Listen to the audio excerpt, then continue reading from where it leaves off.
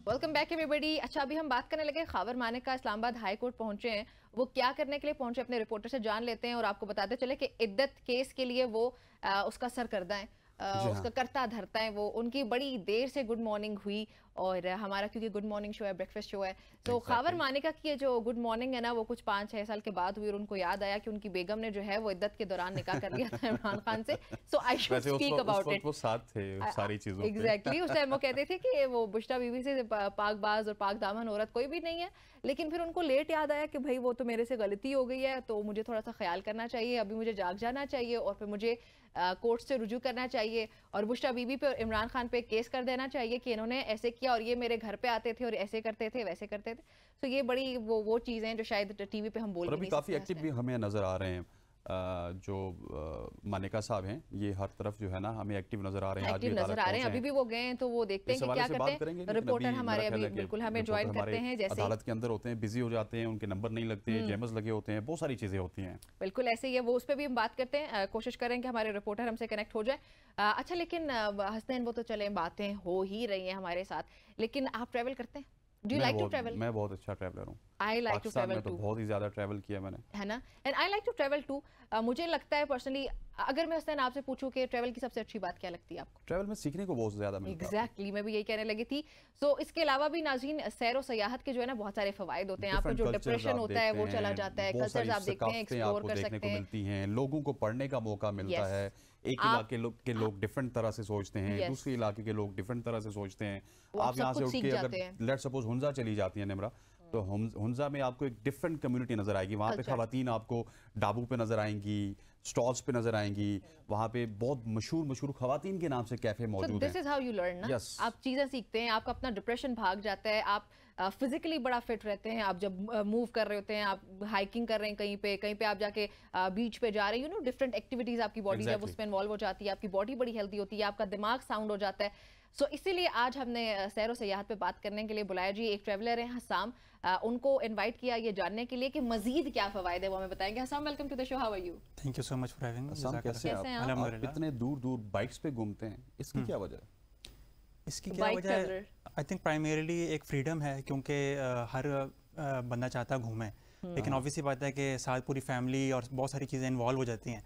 जब आप solo traveller होते हैं, मतलब प्राइमरली बाइक का पर्पस होता है आप सोलो ट्रैवलिंग करें, ताकि आपका जो भी आपने प्लान बनाने अपने अपने स्केड्यूल के हिसाब से आप बना सकें, और एक फ्रीडम मिलता है। क्योंकि हम लोग बेसिकली साथ कंटेंट क्रिएटर्स भी हैं, यूट्यूबर्स हैं, तो जब मैंने रोक के कंटेंट बनाना होता है, वो एक फैमिली या फिर बड़े ग्रुप के साथ पॉसिबल नहीं होता। लेकिन हम देखते हैं निमरा, जब बाइक्स भी जाते हैं तो वो बहुत सारी एक पूरा कबीला होता है बाइक्स का भी, तो आपके साथ भी दोस्त होते हैं, आप अकेले ही जाते हैं जहाँ पे भी जाना होता है? वो बेसिकली प्लान पर डिपेंड करता है। हम दोनों तरह की ट्रैवलिंग करते हैं। जब अगर पर्सनली इंजॉय करना है तो हम ग्रुप के साथ जाते हैं, तो चार, और वो भी बहुत बड़ा ग्रुप नहीं, क्योंकि बहुत बड़ा ग्रुप उसको मैनेज करना टफ होता है। और अगर मैंने प्राइमरली सिर्फ कंटेंट क्रिएट करना है, इस पर्सपेक्टिव से जा रहा हूँ कि यार अपना यूट्यूब, क्योंकि मेरा यूट्यूब चैनल है अपने नाम से, तो मैं उसके ऊपर कंटेंट बनाता हूँ, तो वो फिर मुझे अपने हिसाब से पूरा स्केड्यूल करना पड़ता है कि अगर मेरी 8 आवर्स की जर्नी है, अगर कहीं पे जाने में अगर 8 आवर्स लगने हैं, तो मुझे वहाँ पे 12 आवर्स भी लग जाते हैं। डॉक्यूमेंट उसको कैसे करना है, बड़ी मजे की ट्रैवल व्लॉगिंग करते हैं। घर से निकले जी, हम घर से जा रहे हैं, अस्सलाम वालेकुम, मैं हूँ असम में, घर से निकल रहा हूँ, यहाँ पे आके मैंने चाय पी, ये आगे आके मैंने पराठा खाया। और आपको पता है ये ट्रैवल व्लॉग से बहुत कुछ सीखने को मिलता है। मुझे लगता है कि ट्रैवल व्लॉग्स का जो ट्रेंड है वो बढ़ना चाहिए पाकिस्तान में, बजाय इसके कि जो बहुत ही चीप किस्म का कंटेंट हमारे सामने अक्सर आता है, वो जो व्लॉग्स के नाम पे वो सारी फहाशत वगैरह नहीं होनी चाहिए। दिस इज हेल्थी, और इस तरह के ट्रैवल व्लॉगर्स को भी हमें प्रमोट करना चाहिए क्योंकि बड़ी हेल्प मिलती है। अब आप हमारे मजीद हसाम हमारे नाज़रीन की हेल्प करें प्लीज, उनको ये बताएं गर्मियों का मौसम है, everybody is going to Naran, should they go to Naran? Kaghan अभी सेफ है या बहुत ही ओवर क्राउडेड हो चुका है? बहुत ही आपने टाइमली क्वेश्चन किया है। मैंने अभी इसके ऊपर एक पूरी रील बनाई थी अपने इंस्टाग्राम पे कि मेजॉरिटी पाकिस्तानी जो है ना इस सीजन के अंदर नारान और हुंजा की तरफ साइड करते हैं। डेफिनेटली बड़ी प्यारी जगह है, नेचर तो हर तरफ बहुत प्यारी है, लेकिन फैसिलिटीज ना होने की वजह से, मतलब वो फैसिलिटीज होने की वजह से ओवर क्राउडेड हो गया है वो। क्योंकि पाकिस्तान के अंदर, पाकिस्तान प्राइमरली जो है ना वो एक लाइक फैमिली डेस्टिनेशन उसमें इतनी ज्यादा नहीं है। पाकिस्तान एक एडवेंचरस कंट्री है, रफ एंड टफ है। तो अब जो थोड़े बहुत ऑप्शंस हमारे पास फैमिलीज के पास बचते हैं, नारान हुंजा वगैरह की साइड पे सारे जाते हैं, पर हर वहाँ पे रश लग जाता है। तो मैं अपनी पाकिस्तानियों को मैं ये कहूँगा, कौन सी जगह बताना चाह रहे हैं? मैं लाइक जो चित्राल और जो गिलगित के बीच में जो पूरा रूट है, वहाँ पे नेचर, वो लवारी टनल से आप गुजरते हैं और वो जो रोड है बड़ा जबरदस्त है। लेकिन मैं आपको एक बात बताता हूं, नारायण का गाना इज नॉट सॉरी, आपको वो सवाल मुकम्मल। असल में मतलब देखिए पाकिस्तान में हर जगह आपको घूमना चाहिए, और मेरा ख्याल है कि कश्मीर बहुत ही लेस सीन है। तो और गर्मियों के लिए कश्मीर वगैरह इज बेटर। हाँ, इधर कश्मीर और फिर या तो फिर आप नारायण क्रॉस करके हुंजा से भी फिर आगे जाएं, वहाँ पे इतना क्राउडेड नहीं है। अच्छा, एक और मैं एम्बिग्विटी क्लियर करना चाहता हूँ, क्योंकि मैंने पूरा पाकिस्तान ट्रैवल किया है। असम आपको भी पता होगा कि बहुत सारी पाकिस्तान में चीजें ना निमरा ऐसी मशहूर है कि कागान नारायण जाओ। Kaghan is nothing. कागान में आपको कोई भी बाजार नजर नहीं आएगा। अगर आप हाइकर हैं, आप हाइकिंग अच्छी करते हैं, तो ऊपर जाके आपको वैली नजर आएगी। फिर हमारे यहाँ मशहूर ये होता है कि सवात कालाम, सवात एक बाजार है। असल में कालाब में जाके आपको ब्यूटी मिलेगी, माउडन लेक मिलेगा, वहां पे जाके आपको सारी चीजें मिलेंगी। फिर यहाँ से लोग जाते हैं कि हमने गिलगित जाना है। गिलगित इज मतलब एक बाजार है, रावलपिंडी इस्लामाबाद की तरह। गिलगित में अगर आपने ब्यूटी देखनी है तो आपको हुंजा जाना पड़ेगा, आपको स्कर्दू जाना पड़ेगा। तो ये सिर्फ जो चीजें मशहूर होती है ना उनकी तरफ नहीं जाना चाहिए। मैं एक फैमिली की मिसाल देता हूँ, वो कहते हैं हमने गिलगित जाना है। तो मैंने कहा आपने कहाँ पे जाना है? ये बात है मैं शोगरान की बता रहा हूँ। तो उन्होंने कहा कि हम गिलगित जाना चाहते हैं। मैंने कहा गिलगित कहाँ पे जाना है? गिलगित सिटी में। मैंने कहा भाई, मैंने कहा रावलपिंडी कराची याद आ जाएगा, आपने गिलगित। अच्छा, इसमें मैं इसमें मैं ऐड करूंगा। देखें, मैं लास्ट ईयर गया था स्कर्दू, और क्योंकि मोटरसाइकिल पे एक्सपीरियंस एक टोटली डिफरेंट होता है। वो वर्ड्स में एक्सप्लेन भी नहीं किया जा सकता, क्योंकि आप 360 व्यू ले रहे होते हो, हवा आपके ऊपर पड़ रही है, जो आप एनवायरनमेंट को अब्जॉर्ब कर रहे हो। गाड़ी में आप कोस्टर भी नहीं कर सकते।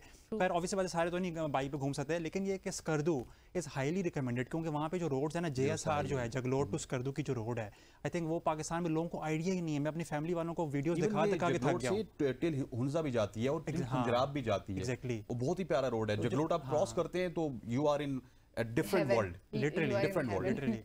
तो आई थिंक स्कर्दू को लोगों को एक्सप्लोर करना चाहिए, और फैमिलीज आ सकती हैं, फैसिलिटीज हैं, होटल्स बहुत सारे हैं। अच्छा, it gets very costly as well.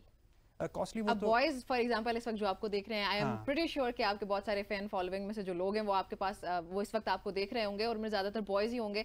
तो बॉयज के लिए बाइक्स वगैरह पे जाना इज लाइक इतना कॉस्टली नहीं होता, राइट? बाइक तो बहुत ही अफोर्डेबल पड़ती है, अफोर्डेबल है, डिपेंडिंग अपॉन कि आपके पास कौन सी बाइक है। लेकिन ये कि मेजॉरिटी बाइक जो 150 सीसी से नीचे 150 125 होती हैं, तो ये आप पूरा स्कर्दू का टूर भी 50,000 के अंदर करके आ सकते हो, इंक्लूडिंग आपका फ्यूल, होटल्स, अकोमोडेशन। तो आपने बड़ा बहुत, ये नहीं 150 लाइक 50,000 मतलब ये भी एग्जैजरेटेड है। आपको अगर पाकिस्तान की तो चले हमने बात कर ली, आप श्रीलंका भी गए, और श्रीलंका बीच की कंट्री है, वहाँ पे बीच बहुत ज़्यादा मशहूर हैं।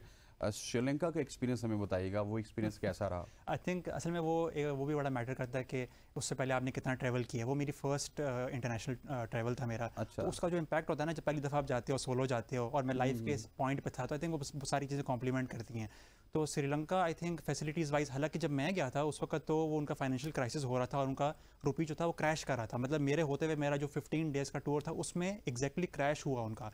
जब मैं गया था तो 300 पे था। तो लेकिन ये कि उसके सारे के बावजूद स्टिल वहाँ के लोग, और वो ऐसी जगह है कि पूरे यूरोप का एक्सपीरियंस आपको वहाँ पे मिल जाता है। सारे वो टूरिस्ट आते हैं वहाँ पे, और फिर हम लोग वो जिन हॉस्टल, बैकपैकिंग हॉस्टल्स में रहते थे, वहाँ पे अब एक ही हॉस्टल के अंदर आप जर्मन भी रह रहे हैं, सारे यूरोपियन कंट्रीज के लोग रह रहे हैं। यूज किया? हाँ, रिक्शा बस यूज स्कैम भी हुआ आपके साथ कोई? वो भी नाज़िम का भी बताएं कि स्कैम्स भी होते हैं। वो स्कैम भी बताएं, क्या हुआ था? स्कैम बस सॉर्ट ऑफ ये हुआ, आई डोंट नो, मतलब मुझे उसको मैं तो नहीं चाहता मैं कंट्री को किसी दिन गलत तरीके से पोर्ट्रे करूं, लेकिन अपना एक्सपीरियंस जो मेरा हुआ, एक्सपीरियंसेस शेयर करें ताकि लोग उससे सीख सकें। हम बुरा नहीं कह रहे किसी कंट्री को। तो जब मैं गया तो वहाँ पे श्रीलंका, तो मैंने जब अपनी बस से मैं अपने होटल जाना था, मैं कोलंबो में, तो वहाँ पे एक लाइक रिक्शा में बैठा इस तरह, क्योंकि वहाँ पे ज़्यादा ये टुक टुक और रिक्शा ही चलते हैं। तो अपने होटल जा रहा था, तो उसने रास्ते में, आई डोंट नो, मैं बड़ा एक्साइटेड था, मेरे पास GoPro कैमरा होता है, मैं रिक्शे से बाहर निकल के अपनी वीडियोस बना रहा था। तो उसने क्या किया, रिक्शे वाले ने एक चौक पे जाके अपनी वो रिक्शा रोक लिया, और वहाँ पे कहता है मैं 2 मिनट में आता हूँ, पुलिस वाले ने रोका है। तो मैं उसको देख रहा हूँ, यार पता नहीं मैंने कुछ ऐसा कर दिया, क्या हुआ है इतना हालत, मतलब इसने खास वायलेशन तो की देखने में लग नहीं रही थी। अब वो गया थोड़ी देर पीछे से, तो बातें करता रहा पुलिस वाले के साथ, और फिर पुलिस वाला भी साथ उसके आया, और उसने खैर उसको जो भी लिख लुक किया, तो उसने कुछ चलान दिया सॉर्ट ऑफ। उसने मुझे शो किया कि मैंने इसने चलान किया है। थोड़ी बात मुझे आगे निकल गया, तो फिर सारे रास्ते में कहता रहा कि आपकी वजह से हुआ है। उसकी लैंग्वेज भी कुछ समझ नहीं आ रही थी। तो फिर जब मेरे होटल पहुंचा वो, तो उसने मुझे कहा कि ये इतना पता नहीं 4-5,000 का पता नहीं अच्छा खासा चलान हुआ है, तो ये आपकी वजह से हुआ, तो ये आप मुझे पे करो। मैंने कहा मेरी इसमें क्या मिस्टेक थी? मैं तो अगर बाहर निकल के वीडियो बना रहा था, तो अगर यहाँ पे अलाउड नहीं है तो मुझे बताए थे, हम तो टूरिस्ट हैं, हमें क्या पता है यहाँ के रूल्स का। तो खैर वो लॉन्ग स्टोरी शॉर्ट ये कि उसने कहा मैं आपको जेल या मैं आपको जेल लेके जाऊंगा, पुलिस के पास लेके जाऊंगा, आपकी वजह से हुआ है। मैंने कहा अच्छा भाई, मतलब ठीक है, पता लगा वो आपके साथ हो गया। तो हाँ, मैंने कहा ठीक है, हम भी पाकिस्तानी हैं, अगर हम कोई यूरोपियन कंट्री को हमने से बड़े स्कैमर देखे भाई, हम तो स्कैम्स के साथ ही पलते पड़ते, आप भी मजाक समझ लीजिए। खैर मैंने उसको फिर भी एक वो बेनिफिट ऑफ डाउट देने के लिए, चलो यार ये बंदा थोड़ा सा लाइक फाइनेंशियली लेस साउंड होते हैं, तो मैंने उनको फिर भी अपनी तरफ से कुछ ना कुछ हेल्प कर दी। आसाम, आप इसी तरह ट्रैवल करते हैं, बहुत बहुत शुक्रिया। इब्राहिम हसनैन हमें ज्वाइन कर चुके हैं। इब्राहिम, अच्छा इब्राहिम ने अभी हमें ज्वाइन नहीं किया। इब्राहिम से बातचीत करने की कोशिश होंगे वहाँ पे। आपको पता है जेमस भी होते हैं, बहुत सारी चीजें होती हैं। हम पिछले 15 मिनट से इब्राहिम को ट्राई कर रहे हैं। मीनवाइल हम हस्साम से भी गपशप लगा रहे थे। और ट्रैवल व्लॉगिंग एक बड़ा जबरदस्त आर्ट है। आप तो एक मजे भी कर रहे होते हैं और दूसरा साथ सबको भी मजे करवा रहे थे। इब्राहिम हमारे साथ है। इब्राहिम अस्सलाम वालेकुम।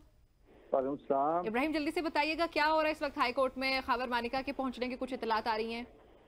जी बिल्कुल, आज इस्लामाबाद हाई कोर्ट के अंदर खैबर मानिका जो है वो अदालत में अचानक जो है वो पहुंचे हैं। उन्होंने अपना बायोमेट्रिक जो है वो करवाया है, जिस वक्त सहाफ़ी की तरफ से उनसे पूछा गया कि आप किस वजह चाहे हैं। उन्होंने ये कहा कि मैं इस वक्त अपने वकील से जो है वो मिलने आया हूँ, जिसके ऊपर दोबारा फिर सहाफ़ी से उनसे सवाल किया गया कि क्या आप इल्तवा चाहते हैं, जो आपका केस चल रहा है इद्दत में निकाह का, उसके हवाले से। उन्होंने कहा ऐसी कोई बात नहीं है, अलबत्ता मेरा पुराना वकील था, मैं उस वकील से जो है दोबारा मिलने आया हूँ। लेकिन उन्होंने बायोमेट्रिक करने का जवाब जो है वो खैबर मानिका ने सहाफ़ी के जवाब में नहीं दिया। उन्होंने कहा कि मैं वक्त के साथ साथ जो है वो इंसान का दिल बदल जाता है। बाद औक़ात इंसान जो है वो किसी वकील से खुश होता है और बाद औक़ात उसका दिल जो होता है उस वकील से नाखुश हो जाता है। इस वजह से मैं आज जो है वो इस्लामाबाद हाई कोर्ट में आया हूँ। पुराने अपने वकील से जो है वो बुनियादी तौर पर मैं मिलने आया हूँ। लेकिन जो उन्होंने बायोमेट्रिक जो है वो करवाया, इसका जवाब ये हो सकता है या तो जो इद्दत में निकाह के केस की अपीलें लगी हुई हैं डिस्ट्रिक्ट एंड सेशन कोर्ट में, उसमें इल्तवा के हवाले से शायद कोई दरख्वास्त वो है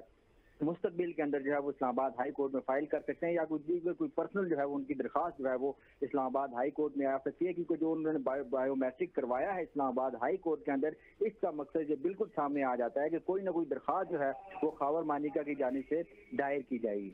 चलें जी, इब्राहिम अब्बासी आपका बहुत शुक्रिया अपडेट करने के लिए। ये थी जी कुछ अपडेट्स खैबर मानिका पहुंच चुके हैं हाई कोर्ट। और अकॉर्डिंग टू इब्राहिम इसका जो जवाब है वो ये हो सकता है कि कुछ लिंगर ऑन करने के लिए, अल्तवा के लिए कुछ अपीलें, कोई दरख्वास्त वगैरह दायर की जा सकती है उनकी जानिब से। और बज़ाहिर उन्होंने ये कहा कि मैं अपने पुराने वकील से मिलने के लिए आया हूँ।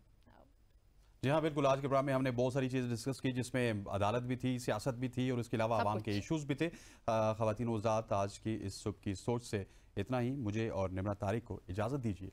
अल्लाह हाफ़िज़।